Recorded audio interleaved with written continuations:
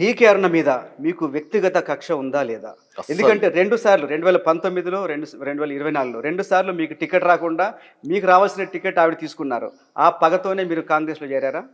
No way. నాకు DK అన్న గారికి ఇవ్వాలటికి కూడా నేను ఎప్పుడు మీకు ఒకటి చెప్పాను, మీ ఆర్టీవీలో కూడా చెప్పాను.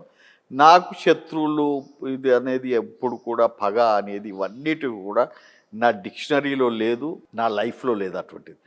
ఆమె నాకంటే ముందు వచ్చింది సీటు. ఆమెకు సీటు వచ్చిన తర్వాత అనౌన్స్ అయిపోయిన తర్వాత ఆమె నామినేషన్ వేసిన తర్వాత నేను ఆనాడు బీజేపీలోకి వెళ్ళడం జరిగింది.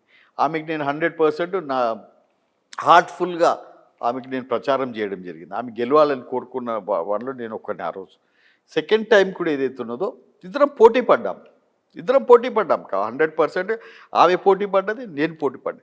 కానీ మొన్న ఒక ఇంటర్వ్యూలో నేను చూశాను, నాకు చాలా బాధ వేసింది. ఏంటంటే నేనే కుటుంబం పడినాను, నేనే ఢిల్లీకి ఏదైతే ఉందో ఆమె గురించి ఏదేదో చెప్పాను, ఏదో లెటర్లు రాశాను, అట్లా ఇట్లా అని చెప్పి నా గురించి ఏదో చెప్పింది. జితేందర్ రెడ్డి గుణం అటువంటిది కాదు. ఎప్పుడు కూడా ఎన్నడూ కూడా ఎవ్వరిని శత్రువుగా చూడడు, అవతలోని ప్రత్యర్థిగా చూస్తాడు. ఆమె తరఫు నుంచి ఆమె ట్రై చేసుకుంది, నేను నా తరఫు నుంచి చేసుకున్నా. నేను ఢిల్లీ కంప్లైంట్ చేశా అని చెప్పి అన్నది. ఎవరినన్నా సునీల్ బన్సల్ కానీ, తరుణ్ చుక్ కానీ, అమిత్ షా గారిని కానీ, లేకపోతే ఈమె హాజీ అని ఇద్దరు తిరుగుతారు కదా, కిషన్ రెడ్డి కానీ, లక్ష్మణ్ కానీ, వాళ్ళనన్నా నేను ఎన్నడన్నా ఈమె గురించి చెడ్డగా మాట్లాడానా?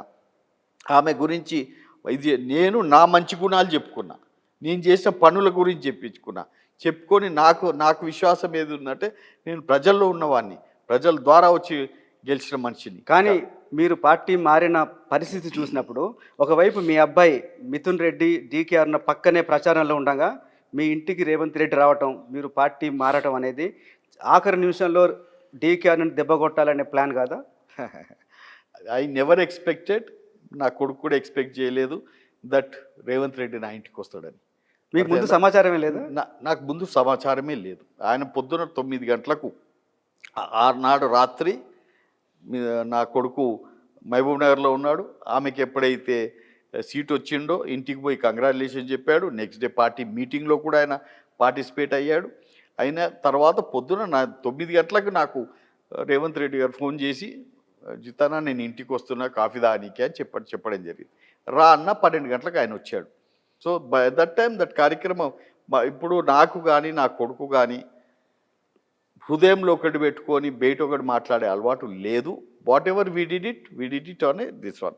ఎస్, నా కొడుకు ఆనాడు, నేను కూడా బీజేపీలోనే ఉన్నా, నా కొడుకు కూడా బీజేపీలోనే ఉన్నాడు. బీజేపీలో ఆమెకు సీట్ వచ్చినప్పుడు నా కొడుకు పోయి కంగ్రాచులేషన్ చెప్పిండు. ఎప్పుడు కూడా మేము కపటంగా ఆడలేదు. మీరు చెప్పలేదు? నేను చెప్పలేదు. ఇంకా నేను మీకు మనసులో తేరుకోలేదు, కోపం బాధ ఉన్నాయి? బాధ లేదు, తేరుకోలేదు నేను ఇంకా. అప్పటిదాకా ఇవన్నీ ఏవైతే ఇన్సిడెంట్లు అయినాయో సాయంత్రం ఈవినింగ్ కూడా ఇదైంది, అది లిస్ట్ వచ్చింది టీవీలలో.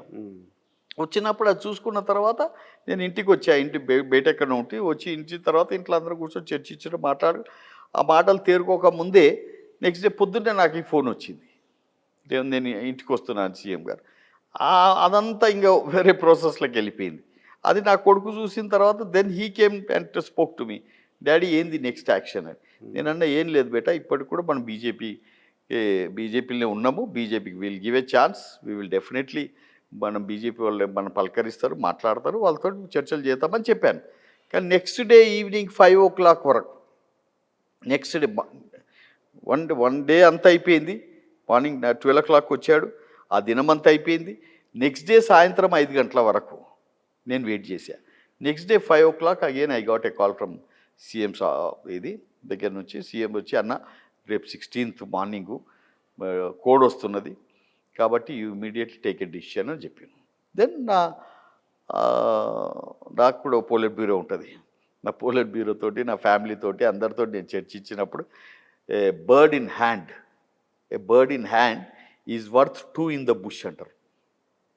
బర్డ్ ఇన్ హ్యాండ్ ఈజ్ ఒక పిటన్ మన చేతిలోకి వచ్చేసింది, దాన్ని వదిలిపెట్టేసి ఆ బుష్లో ఉన్న దాన్ని వెంబడి ఉరుకొద్దు మనం. అంటే మీకు రేవంత్ రెడ్డి ఇచ్చిన ఆఫర్ నచ్చింది? 100% పార్టీ మారారు? ఎస్, డెఫినెట్లీ నచ్చిందండి. ఎందుకంటే ఐఎమ్ ఏ వర్కర్. నేను రేపు పొద్దున ఇప్పుడు నాకు ఇచ్చిన 2 పోస్టులు ఏవైతే ఇచ్చాడో as a Delhi representative, special representative in Delhi, నాకున్న సంబంధాలు, నాకున్న ఎక్స్పీరియన్సెస్, నేను I can get lot of Telangana files cleared from Delhi. I can get lot of funds ఏవైతున్నాయో, మన స్టేట్ రావాల్సిన ఫండ్స్ ఏవైతున్నాయో ఆ ఫండ్స్ అన్నిటిని కూడా ఫాలోఅప్ చేయించేసి, అవన్నీ స్కీమ్స్ ఉంటాయి, దాదాపు 29 స్కీమ్స్ ఉంటాయి. ఆ స్కీమ్స్ ద్వారా 60-80 100% సెంట్రల్ ఉంటాయి, 80-20 ఉంటాయి, 60-40 ఉంటాయి. కాబట్టి అవన్నిటిని కూడా మ్యాచింగ్ గ్రాంట్స్ అనేది కూడా మేము కట్టి మా ఫండ్స్ మాకు వచ్చే విధంగా, లేకపోతే స్పెషల్ ప్రాజెక్ట్స్ మీద మేము కొంచెం డిస్కస్ చేసి వాళ్ళతో చేసే విధంగా, మంత్రులు ఎవరైతే ఉన్నారో స్టేట్ మంత్రులు, వాళ్ళు వాళ్ళ పనుల మీద వచ్చినప్పుడు నేను ఫెసిలిటేట్ చేసి వాళ్ళకి అపాయింట్మెంట్లు ఇప్పించి, అంటే స్టేట్కు పనికొచ్చే విధంగా ఒక పోస్ట్. రెండోది sports is my passion.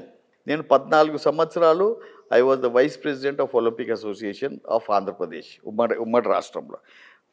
Telangana అయినప్పుడు ఫస్ట్ 5 years 4 years ఏదైతే ఉన్నదో ఫస్ట్ రాష్ట్రంగా అని I was the president of that. అది గమనించి, అది చూసి జితన్న కూడా ప్యాషన్ ఉన్నది ఆయనకు లాగా, is a player, is a football player. కాబట్టి himself said that S Jitanna, you should look after sports అని. స్పోర్ట్స్ అనే ఫీల్డ్ మీకు తెలుసు, యంగ్స్టర్స్ అందరినీ కూడా ఎన్లైట్ చేస్తుంది, వాళ్ళ జీవితాలను మారుస్తుంది, వాళ్ళ జీవిత విధానాన్ని మారుస్తుంది. అటువంటి sports infrastructure and as well as sports నాకు ఇచ్చిందంటే నా మీద ఎంత నమ్మకం పెట్టుకొని ఆయన ఇచ్చాడు. కాబట్టి ఇది నాకు యూస్ఫుల్, అది నాకు యూస్ఫుల్. ఓకే. అసలైన తొలి వెలుగు. ఫాలో వాట్సాప్ @తొలి వెలుగు అఫీషియల్.